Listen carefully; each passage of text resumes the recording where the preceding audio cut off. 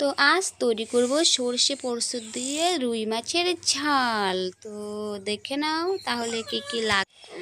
তো এদিকে আমি মাছ নিয়ে নিয়েছি, 4 পিস রুই মাছ নিয়ে নিয়েছি, কেটে পরিষ্কার করে নিয়েছি। আর এখানে এখন নুন হলুদ দিয়ে মেখে রাখবো 10 মিনিটের মতো। দেখো খুব ভালো করে মিক্স করে নিলাম, লবণ হলুদটা মেখে নিলাম।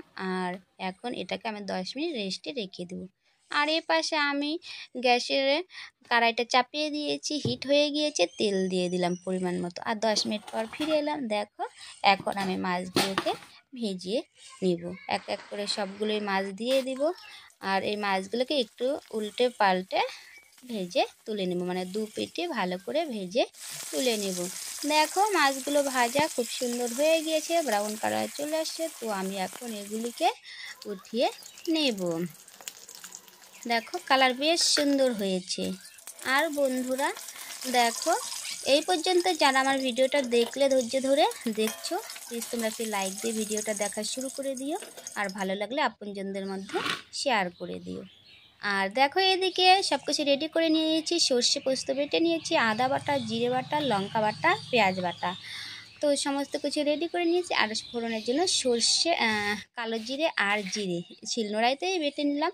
তো এই মাছ ভাজার তেলেই আমি আরেকটু তেল অ্যাড করে দিলাম। তো এখানে এখন আমি ফোড়ন দিয়ে দিব কালো জিরে আর জিরে, দুটোই দিয়ে দিলাম। আমার কালো জিরে ফ্লেভারটা ভালো লাগে, তো তোমরা শুধু প্লেন জিরে দিয়েও করতে পারো। তো আমি কালো জিরে দিয়ে দিলাম। তো প্রথমে আমি দিয়ে দিলাম জিরা পেস্টটা দিয়ে দিলাম। আর একে একে এখানে সব কিছুর পেস্টই দিয়ে দেবো, কালো জিরে পেস্ট, আদা পেস্ট, পেঁয়াজ পেস্ট আর শুকনো মানে লঙ্কা বাটা, সমস্ত কিছু দিয়ে একটু ভালো করে কষিয়ে নেব।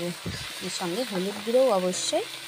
তো এগুলোকে খুব ভালো করে আমি মানে কষিয়ে নিব, যতক্ষণ না মশলার গা থেকে তেল ছিঁড়ে আসছে ততক্ষণ কষাতেই লাগবে। তো দেখো মশলার গা থেকে মনে হচ্ছে তেলটা ছেড়ে আসছে। তো ওটা পরে আমি হলুদ গুঁড়োটা দিয়ে দিলাম, মনে হচ্ছে কম হয়েছে। তো দেখো কষানো প্রায় কমপ্লিটের মতো।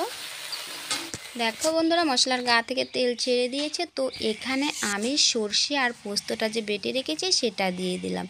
তো এটা দিয়ে হালকা কষাবো, কষিয়ে নিব। কষিয়ে এখানে আমি সেই ওই যে বাটি ধোয়া জলটাও দিয়ে দেবো, মানে যতটা গ্রেভি রাখবে আর কি ওই অনুযায়ী। তো আমার এটা কষানো হয়ে গিয়েছে, এখন আমি এখানে পরিমাণ মতো জল দিয়ে দিব। তো যে যতটা মানে এটা মাখো মাখো হলেই বেশি ভালো লাগে। তো দেখো এরকম কালারটা চলে আসছে তো মোটামুটি।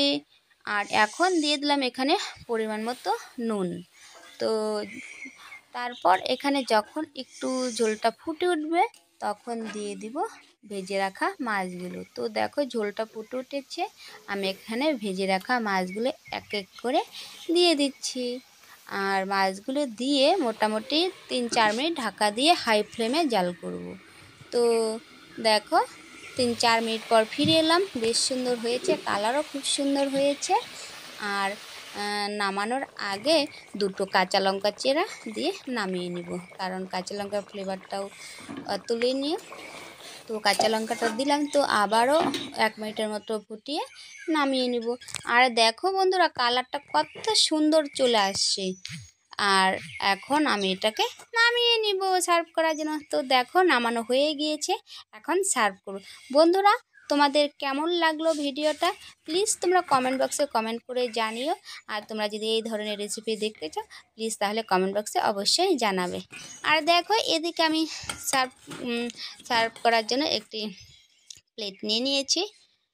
আর দেখো বেশ সুন্দর কালারও চলে আসছে। তো বন্ধুরা আজকের মতো এখানেই রাখছি। তো আবার দেখা হবে নেক্সট ভিডিওতে। বন্ধুরা ভালো লাগলে অবশ্যই বেশি বেশি করে শেয়ার করো।